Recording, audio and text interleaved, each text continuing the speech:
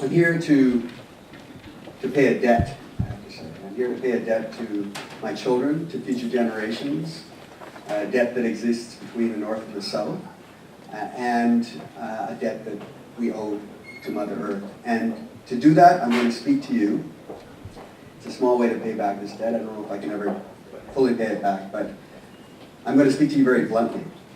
I'm going to create a bit of cognitive dissonance, because some of the ideas that I'm going to express, you're going to say, that's not what I've heard.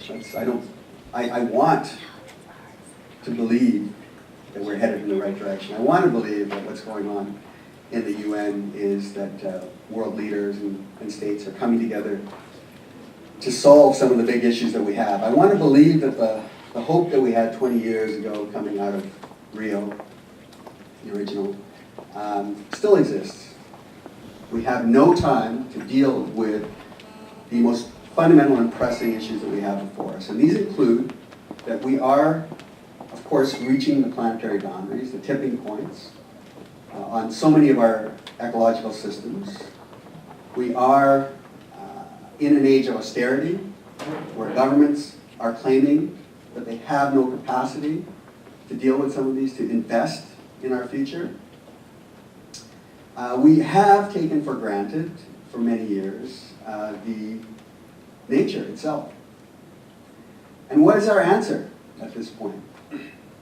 Our answer inside is to promote a concept that has no definition. It's called the green economy. Our answer is to move away from very clear UN norms, ways of working, multilateralism that includes very hard targets, clear obligations, and instead what is happening in the text, and the text is a metaphor for the whole global environment, the geopolitical environment that we live in, is that rights are being removed, bracketed, human right to water, food. What is happening is that the 27 Rio principles are being removed under attack, including very fundamental principles such as the precautionary principle, common but differentiated responsibility, which is about equity. Rights are being removed, bracketed, principles, and what is being inserted instead is a belief, and I think it's an ideology that we cannot adhere to any longer post-2008, that the market is the mechanism to allocate and lead us in the right direction. And we are here, of course, in the United States, but there's a global audience, and the UN, situated just a block away, is on US soil, technically, but we have to think about the whole planet, and this model will not work, has not worked, has proven that it has limits, and we have seen this very clearly in the financial crisis. What is being put on the table, I would challenge you, is the financialization of nature. It's not just the commodification. I'm a water activist. I've been looking at trade agreements, climate change, many years. What is being put on the table is much deeper. We can fight, possibly discuss the commodification of resources and look at it from that perspective, but the financialization is a much deeper and more profound area. Look up what William Buter, Citibank executive, says about water in one of his quotes. That the future, he believes, is about massive movements of water, spot markets, speculation. This is the kind of future that we will implement if we allow a property rights regime, a green economy, because I believe in green economies. I believe in economies of scale where we have to look at allowing subsidiarity, allowing the commons, and allowing people in local communities and within where they are interacting with nature themselves to be in control. But a green economy, a hegemonic kind of top-down approach to this, is going to have major impacts on those people that are most vulnerable and maybe now are outside the globalized world. Maybe they live in rural settings where they have not been yet exposed or pressured. But we're seeing it already in the climate change discussions. We have moved from Kyoto, Very clear targets, common but differentiated responsibilities, looking at equity, looking at the first phase of Kyoto. That has been effectively sidelined and killed in favor of voluntary targets, in favor of money or promised money, driving an agenda of innovative financial mechanisms to deal with climate change. We are not going to reach or deal with this most fundamental of issues if we allow it to be in this loose framework, including, and I have to say, and maybe this challenges you a bit, the Millennium Development Goals.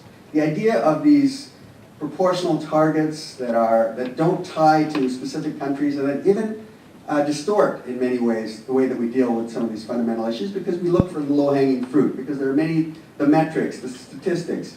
This is not the correct, the most effective way to go forward, because it is reducing the responsibility of states.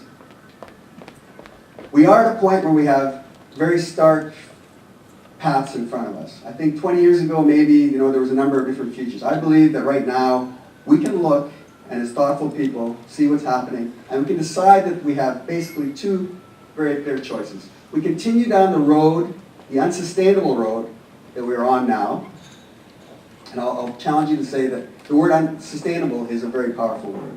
If something is not sustainable, it will end. It has to, okay?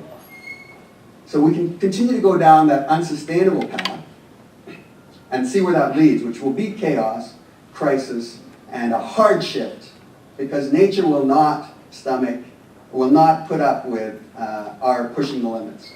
It will push back. Or we can look for a vision and a new shift, a paradigm, that brings everyone together, understands that we're part of natural systems, not above them, looks at how we deal with fundamental issues of equity and a just and sustainable future. And these are out there. The models are out there.